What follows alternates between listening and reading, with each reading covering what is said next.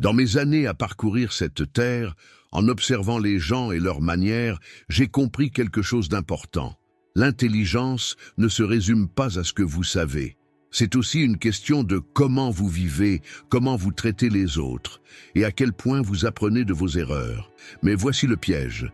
Il y a 6 signes clairs qui révèlent quand quelqu'un manque de sagesse. Avant que vous ne rouliez des yeux ou ne riez de l'idée de cette liste, laissez-moi vous expliquer pourquoi cela compte. Reconnaître ces signes n'a rien à voir avec juger les autres. C'est une question de réflexion personnelle, de croissance et d'éviter ces erreurs dans notre propre vie. C'est aussi une manière d'aider ceux qui ne réalisent même pas qu'ils sont coincés dans un cycle de mauvaises décisions. Alors, rejoignez-moi dans ce voyage de découverte. Ensemble, nous allons découvrir les 6 signes indéniables d'une personne imprudente, chacun portant une leçon, une histoire et une occasion pour nous de réfléchir. Car le chemin vers la sagesse commence toujours par la prise de conscience. Prêts? Commençons. Signe numéro 1. Un esprit fermé. Un esprit fermé, c'est comme une forteresse construite avec de la peur, de l'orgueil et de l'entêtement. Les gens comme ça rejettent les nouvelles idées et, ce faisant, bloquent leur propre croissance.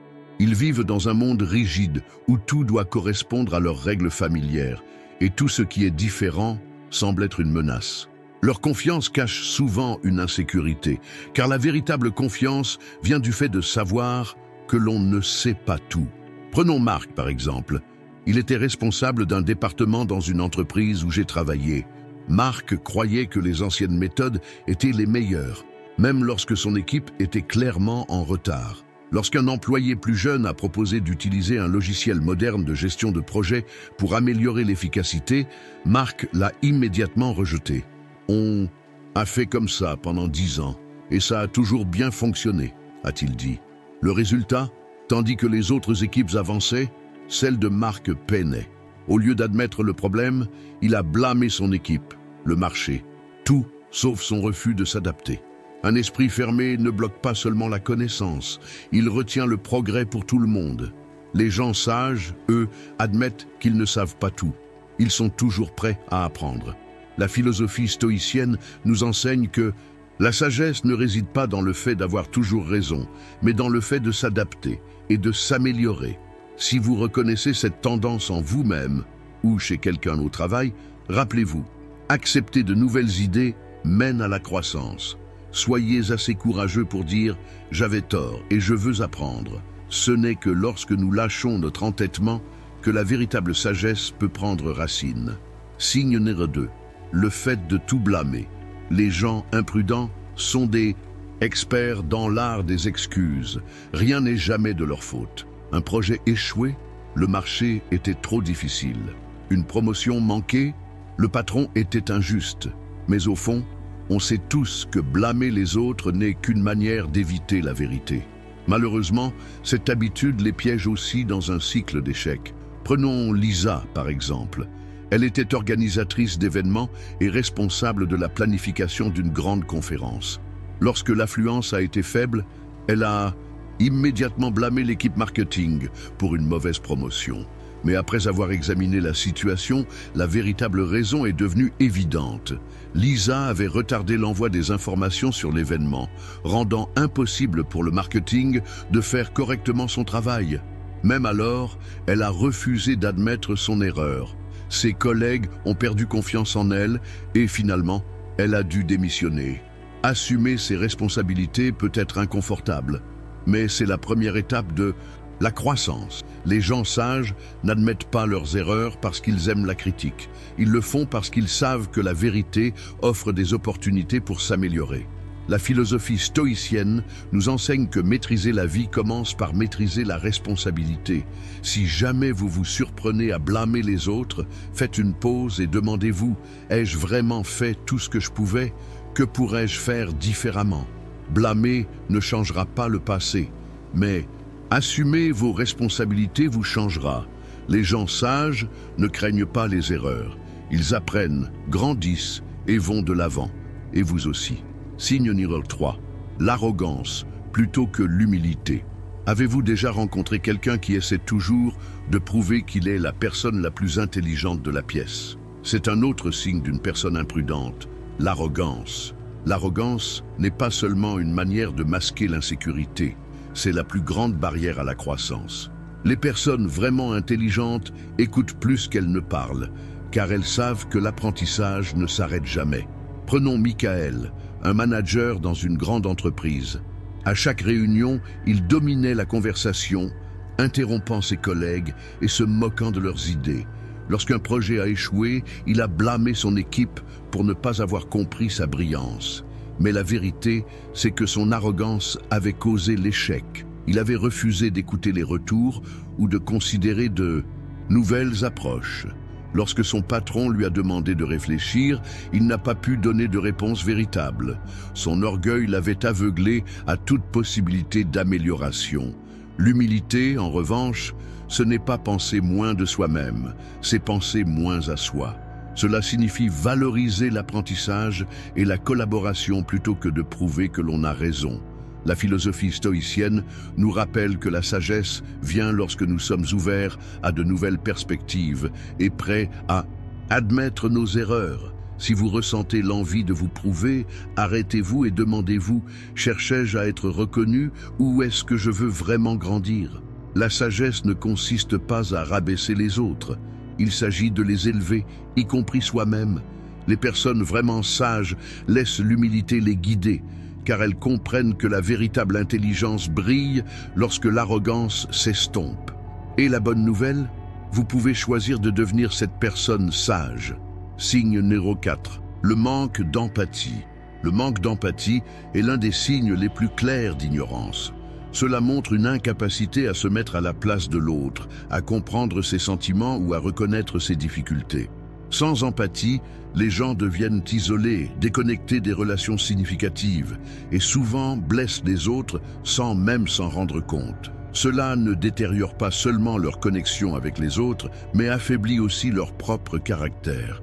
Laissez-moi vous parler de Paul, un ancien collègue. Il se plaignait souvent des retards dans les projets sans prendre le temps de comprendre pourquoi ils s'étaient produits. Un jour, une collègue nommée Suzanne a raté une échéance parce que son fils était gravement malade.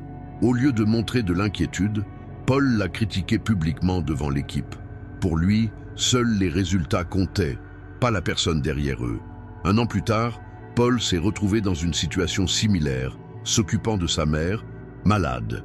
Ce n'est qu'à ce moment-là qu'il a réalisé à quel point son comportement passé avait été blessant. Le manque d'empathie ne fait pas seulement paraître quelqu'un froid, il l'empêche aussi d'apprendre et de grandir à travers ses relations. La philosophie stoïcienne nous enseigne que la sagesse ne consiste pas à tout savoir, mais à se connecter véritablement avec les autres.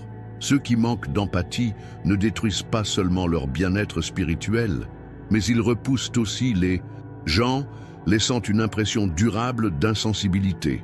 Rappelez-vous, l'empathie n'est pas une faiblesse, c'est un pont vers la sagesse, la compréhension, la véritable connexion humaine. Lorsque vous prenez le temps d'écouter sans juger, vous ne faites pas que d'aider les autres, vous gagnez des leçons précieuses pour vous-même. Un cœur compatissant enrichit votre vie, vous aidant à naviguer dans les défis avec grâce et compréhension. Si vous avez du mal avec l'empathie, commencez simplement par écouter.